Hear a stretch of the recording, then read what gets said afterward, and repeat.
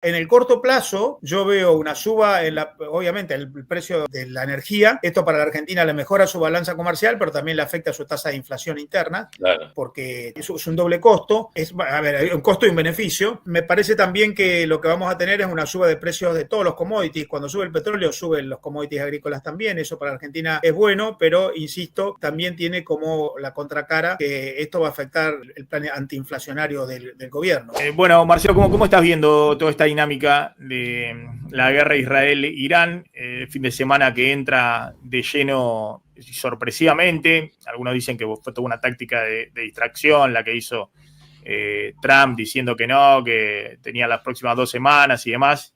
Finalmente un bombardeo de los Estados Unidos sobre puntos estratégicos de desarrollo nuclear de Irán y, bueno, el impacto económico internacional. Bueno, en primer lugar, yo creo que la evolución de los acontecimientos internacionales recientes llevaron a esta, por maduración, a este desenlace. La verdad es que yo creo que hubo un gran error estratégico de Irán al apoyar el ataque de Hamas del 7 de octubre a Israel. A partir de ahí, Israel tuvo la excusa para reaccionar y militarmente ir debilitando todos los proxies de Irán en el sur del Líbano, en Siria, y ahora directamente atacando Irán con el apoyo de los Estados Unidos. Me parece que estamos en avance hacia un conflicto que va a ser largo, pero en el que lo más probable es que Israel termine consolidándose, imponiendo su liderazgo en la región. Ahora, hasta que esto termine, hasta que esto ocurra, yo a Irán lo veo muy debilitado, hay una grave afección a la economía internacional y hay mucho peligro para la economía internacional, sobre todo por la vía de los precios de la energía. Claramente lo que vamos a tener es a Irán utilizando todos los recursos con los que pueda contar para afectar el flujo de gas y de petróleo. Es muy probable el cierre del estrecho de Hormuz, eso realmente afectaría los precios de una manera notable, y me parece que vamos hacia momentos de una volatilidad económica en el mundo muy grande, porque así como tenemos esta noticia ahora de los ataques en Qatar, vamos a tener reacciones. Piensen ustedes la cantidad de bases militares americanas que hay en la región, muy a tiro del alcance de reacciones iraníes. Esto va a afectar mucho la sensibilidad de los mercados. Creo que vamos a un año muy complejo con la afección de la economía por parte de los acontecimientos militares. ¿Vos decís que es probable el cierre del estrecho de Hormuz? Yo digo que es probable, no digo que es seguro. Ahí el gran problema es que Irán también afectaría a algún aliado propio como China, que depende del petróleo que sale de la región y que pasa por Hormuz.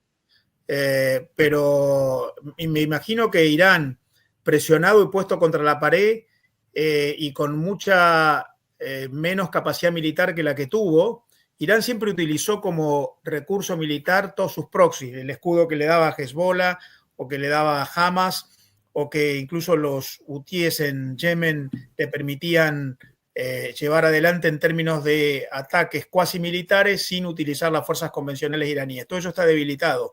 Y ahora también está debilitada la propia capacidad de defensa interna. El espacio aéreo iraní está siendo penetrado por Israel y por Estados Unidos.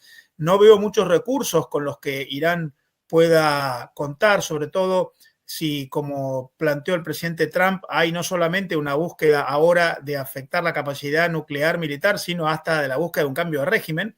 Y si realmente lo que se busca es un cambio de régimen, me imagino el gobierno iraní limitando el uso del estrecho de Hormuz, lo cual afectaría claramente, muy, muy gravemente, no solamente el precio del petróleo y del gas, porque como todos ustedes saben, eso es un costo que afecta el precio de todo lo demás, así que estamos en un momento de mucha convulsión. Muchachos. Marcelo, sí. Perdón, dale. Bueno, Marcelo, te quiero preguntar, es bastante complejo entender la región, especialmente lo que tiene que ver con todos los países musulmanes, toda la zona de Medio Oriente. ¿Cuál es el rol de Irán en todo este mapa de Arabia Saudita, los sunitas, los chiitas, Siria? O sea, uno puede pensar que los otros países musulmanes saltarían por Irán, digamos, si quiere caer el régimen, o cómo es esa cuestión. Es muy complejo. La verdad es que Irán es una potencia de enorme dimensión, pero con pocos aliados en la región. Ha perdido aliados. Siria era un aliado, pero Siria tuvo un cambio de régimen recientemente. Pero no nos olvidemos que los musulmanes realmente están compuestos por distintas facciones. La mayoría del mundo musulmán es sunita, los iraníes son chiitas, de modo que hoy tenés en la región a todo un mundo musulmán que en buena parte no se lleva bien con Irán. Por ejemplo, Arabia Saudita, que es la potencia incluso con gran crecimiento para convertirse en el líder de la región, hasta en acercamiento con Israel. De modo que yo me imagino que si hay un cambio de régimen en Irán, que no lo veo fácil, eso debería ocurrir contando con el apoyo de fuerzas internas iraníes, que las hay, sobre todo la juventud iraní, que le ha quitado mucha legitimidad al régimen de los ayatolas.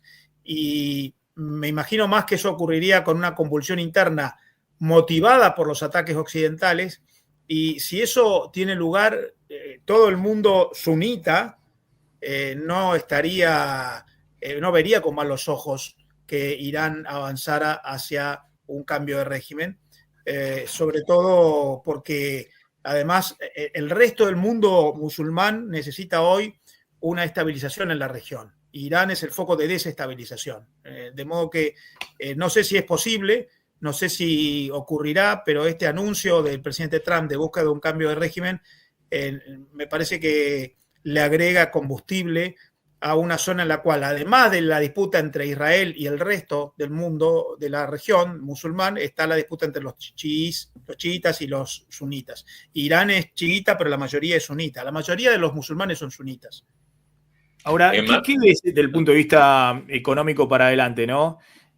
Por eso me interesa más que nada el tema económico. Hoy estaba leyendo, por ejemplo, a Thomas Friedman de New York Times, que es un crítico muy duro de Netanyahu y de Trump, pero dice que en esto es fundamental desarticular el plan nuclear de Israel y apoya las acciones tanto de Netanyahu como de Trump en esto, diciendo Irán ha sido el factor de estabilización de toda la región, financiando a Siria, impidiendo y boicoteando la posibilidad de una democracia en Irak, financiando todos los grupos terroristas, digamos, todo lo que vos contabas, digamos, ¿no? Entonces, dice, mientras este régimen de Irak esté presente, es muy difícil conseguir una estabilidad en la región, más allá de las amenazas contra Israel y demás, ¿no? Entonces, y es más, lo asocia también a que sería muy importante. Él cree que pasa lo mismo con Putin y Ucrania, ¿no? Que es el avance de Putin sobre Ucrania y bueno, que Estados Unidos debiera ser igualmente firme. Claro que ahí es más complejo, ¿no? Que entre Estados Unidos, por el otro lado tenés una potencia nuclear como es el caso de Rusia. Pero, ¿qué está viendo en el mundo? Porque lo que se ve, yo decía, bueno, Trump apenas bombardeó, dijo, bueno, ya es el momento de la paz, vamos a sentarnos, es el momento de la paz. Estamos mostrando que hay divisiones internas dentro de las facciones que lo siguen a Trump, de esos grupos súper conservadores que le cuestionan el tema del bombardeo de Israel a Irán y el propio Estados Unidos. Entonces, que había una división en el Partido Republicano respecto a esa intervención. Entonces, ¿qué ves? Vos decís que esto se puede prolongar y ¿qué ves desde el punto de vista económico si esto se prolonga? Porque hay cisne negro por todos lados, digamos. Tenemos abierta la guerra en Ucrania. Ahora, esta guerra en Medio Oriente, que creo que los mercados hasta ahora piensan que se termina rápido, por eso no han reaccionado demasiado. Los mercados están bastante tranquilos, efectivamente, porque en realidad me parece que están viendo un triunfo de la coalición occidental con bajos costos militares. La verdad es que yo ahí veo diferencias. Friedman, en la nota que mencionás, Maxi, plantea que hay en el mundo algunas fuerzas que pretenden la integración de los países y la vuelta a la globalización y la democracia, y otros que se oponen a ellos. Entonces pone del mismo lado a Putin que a Irán. Yo creo que en la visión de Estados Unidos eso no es así. Decías que Trump no tiene la visión esta más europea de la globalización y de la democracia occidental prevaleciendo en todo el mundo de la mano de la globalización y todos felices y contentos en el nuevo capitalismo. No, lo que yo creo es que Trump en Medio Oriente claramente busca una alianza que en realidad ya buscó en su primer mandato. Recuerden lo que se llamaban los acuerdos de Abraham, que pretendían el acercamiento entre Arabia Saudita e Israel, que lo logró parcialmente. Y lo que pretende Trump es un eje Israel-Arabia Saudita con la tutela de Estados Unidos para la instauración, más que nada, de un capitalismo abierto en términos económicos, sin importar la viabilidad de la democracia política. Y allí Irán es el gran adversario. Y otra vez, yo veo un proceso, a Irán se lo ha venido debilitando sobre todo por los ataques de Israel hacia lo que se llaman los proxies, que es las fuerzas favorables a Irán terroristas, como Hezbollah en el sur del Líbano, bueno, obviamente como todos como Hamas en Israel, los ataques a los hutíes en Yemen, y eso ha debilitado el escudo que tenía Irán y ahora van directamente sobre la capacidad nuclear de Irán. Obviamente no se podía permitir en Occidente que Irán desarrolle capacidad nuclear, porque eso, teniendo en cuenta que Irán tiene como factor constitutivo de su Estado la destrucción del Estado de Israel, era una amenaza constante de inestabilidad. Por lo tanto, en Medio Oriente veo al presidente Trump claramente jugando en favor de la consolidación de un nuevo escenario en el cual Irán se debilita o incluso cambia de régimen, pero por lo menos se debilita mucho, y Arabia Saudita e Israel son los grandes líderes de la región.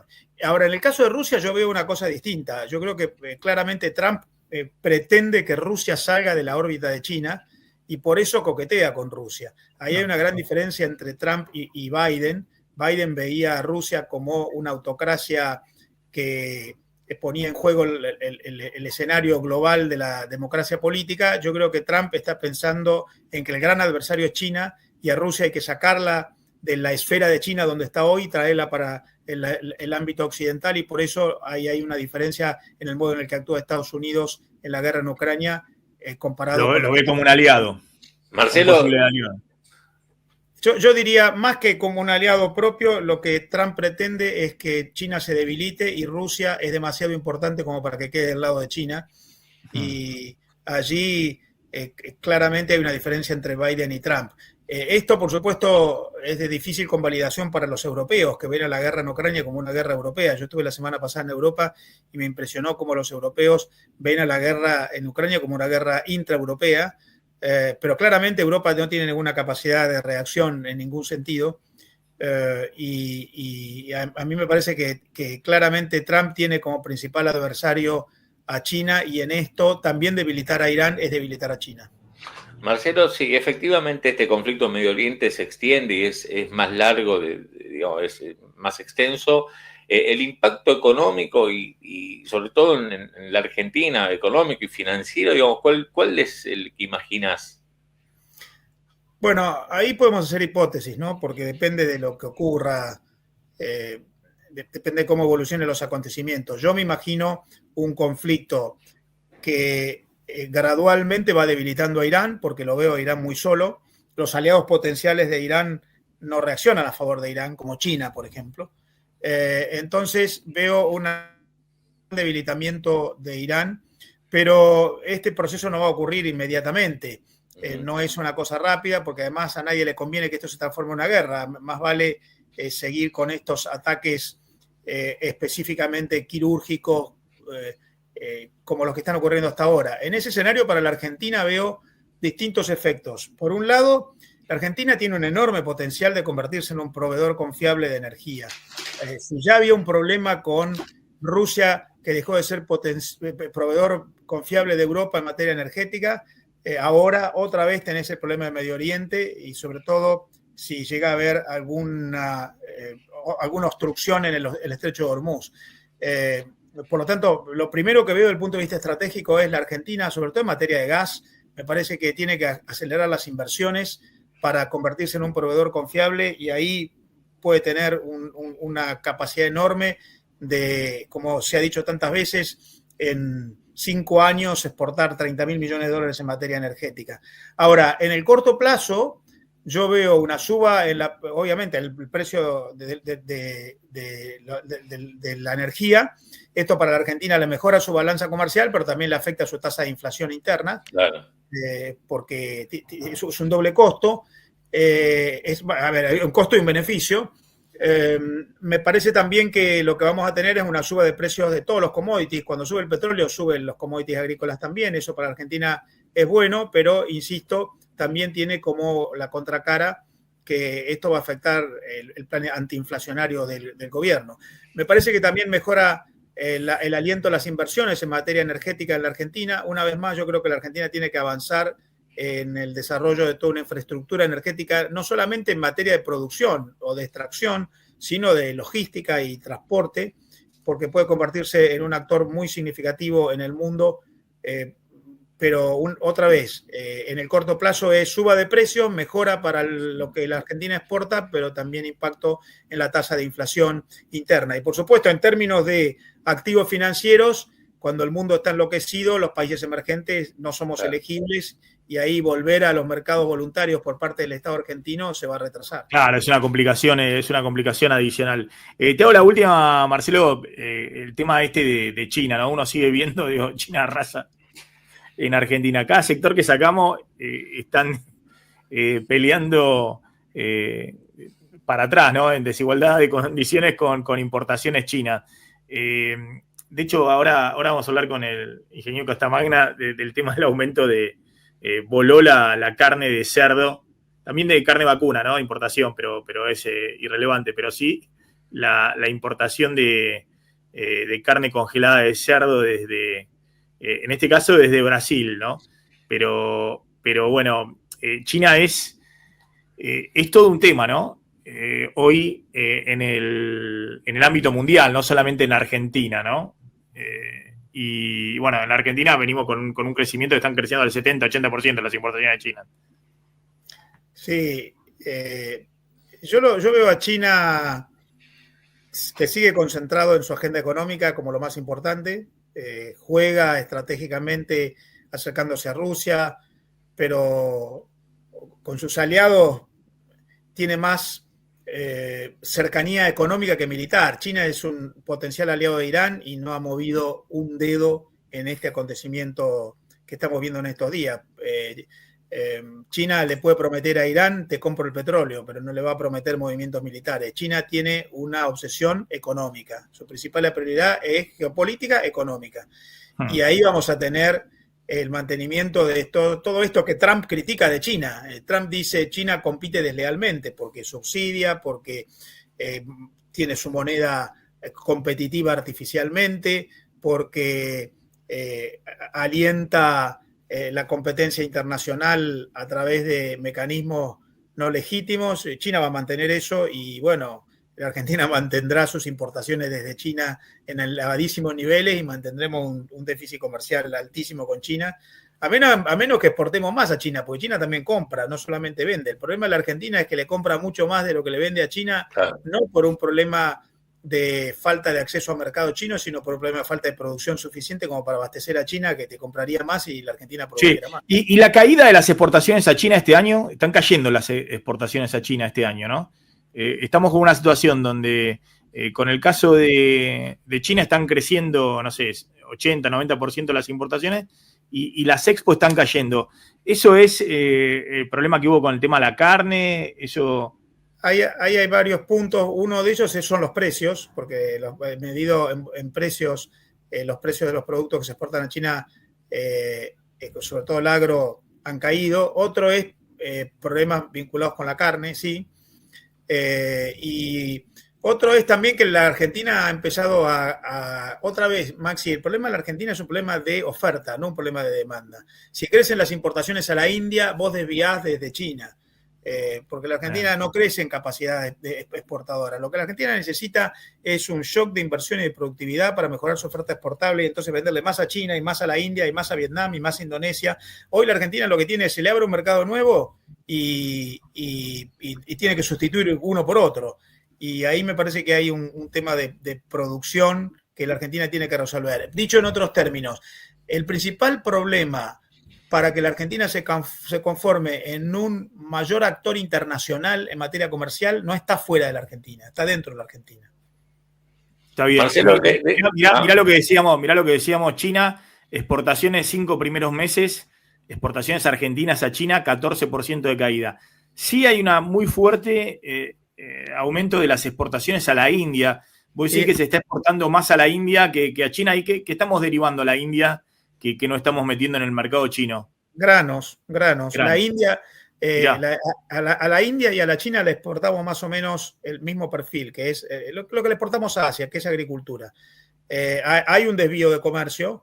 Es cierto que la India en materia de importación agrícola es un poco menos complicada que China, pero donde hay mucho crecimiento, a mí me parece que son dos caras de una misma moneda, el gran crecimiento de las exportaciones a la India y el de crecimiento de las exportaciones a China. Y otra vez, podríamos venderle mucho más a todos, pero lo que se necesita es mayor capacidad productiva. Es muy impresionante esto, estamos exportándole a la India por lo menos 5 primeros meses, lo mismo que a China, ¿no? Que era el gran comprador. Y después, desde el punto de vista de las importaciones, 5 primeros meses del año, fíjate, 77% de aumento en las importaciones provenientes de China, ¿no? Es récord, junto con Brasil. El tema China, con Brasil, sí. El tema China ya desde el año pasado. Decías, Marcelo, que ya desde el año pasado venían. El pasado ya le vendimos más a Estados Unidos que a China. El año pasado Estados Unidos fue el segundo mercado en el mundo y China el tercero. China está bastante estabilizado, sin crecer. La verdad es que hay potencial, pero hay que abastecer. Y el principal problema del crecimiento argentino en materia internacional no es un problema de demanda, es un problema de oferta. Está bien, lo que vos decís. Digamos, hay que redefinir un poquito el aparato productivo. Hay que invertir para producir más. La Argentina ha tenido el crecimiento de la producción, sobre todo lo que le vendemos a Asia, que es básicamente agroproductivo. El crecimiento de la capacidad agroproductiva de la Argentina comparado con sus competidores, por ejemplo con Brasil, es la mitad en los últimos 10 años. Sí, sí.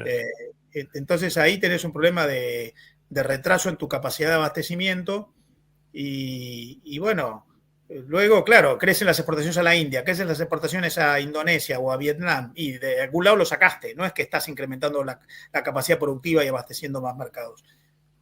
Está claro.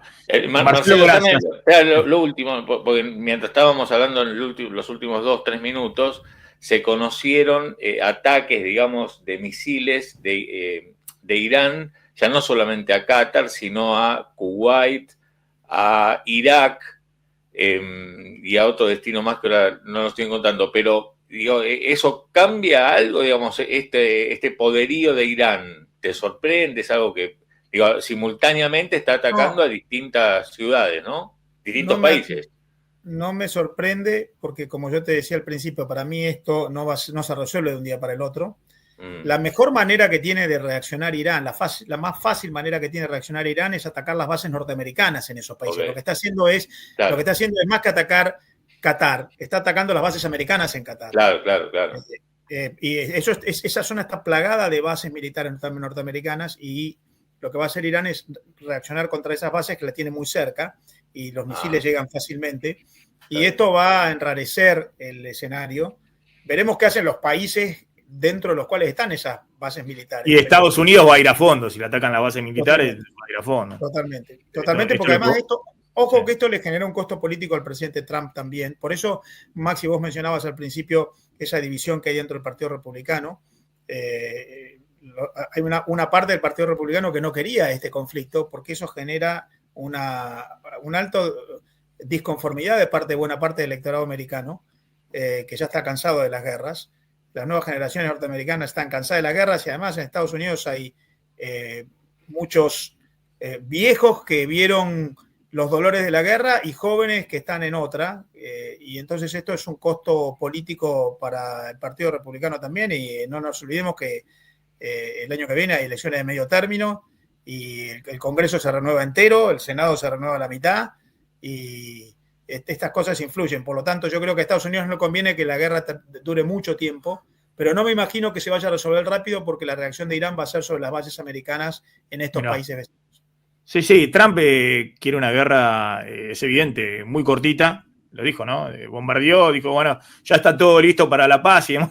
Él se llama a sí mismo, se autopercibe un peacemaker. Es decir, sí. Él quiere el premio Nobel de la paz. Entonces, él quiere, bueno, bombardeamos Irán, ya está, lo sentamos, negocian. Lo mismo quería con Putin, pero bueno, parece que la realidad no es tan sencilla, ¿no? El primer mandato de Trump, él se jactó de que fue el único presidente en décadas que no inició ninguna guerra en Estados Unidos, lo cual es verdad. Y acá él me parece que entra en la disputa contra Irán precisamente después de que institucionalmente el mundo reconoce que Irán no respetó sus compromisos de no proliferación. Incluso lo dijo hasta Rafael Grossi, el presidente del área respectiva en las Naciones Unidas. De modo que ahí buscó una convalidación de que había que detener la capacidad nuclear iraní.